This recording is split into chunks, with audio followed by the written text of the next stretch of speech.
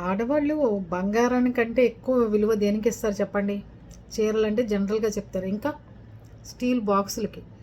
ఎవరైనా ఇంటికొచ్చి గనక ఏదైనా బాక్స్‌లో వాళ్ళకి పెట్టిచ్చినా, లేతే హస్బెండ్‌కి ఆఫీస్‌కెళ్ళేటప్పుడు ఏమైనా పెట్టిచ్చినా, లేతే బంధువులకు గానీ, తెలిసిన వాళ్ళకి గానీ, కన్న కూతురికి కానీ, కోడలికి బాక్సులు ఇచ్చినా ఏమైనా పెట్టి, "ఏమ్మాయి బాక్సులు తీసుకెళ్ళావు కదా! తీసుకురాలేదేంటి?" అని అడిగేస్తారు. అవునా కదా! కన్న కూతురినైనా, కోడలినైనా, "ఏమి మొన్న తీసుకెళ్ళావు కదా! ఆ బాక్సులు తేవాలి కదా! ఎక్కడి నుంచి వస్తాయని?" అడుగుతారు.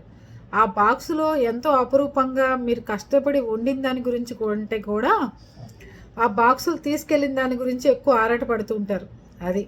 నేనైతే ఎవరిని అడగను. ఒకవేళ అలా ఎవరైనా అడిగితే వాళ్ళ ఇంటి దగ్గర నుంచి ఎప్పుడు ఏది తేను. అలా ఎప్పుడు సందర్భాలు జరగలేదనుకోండి. కొంతమంది చెప్తుంటారు, "అబ్బా!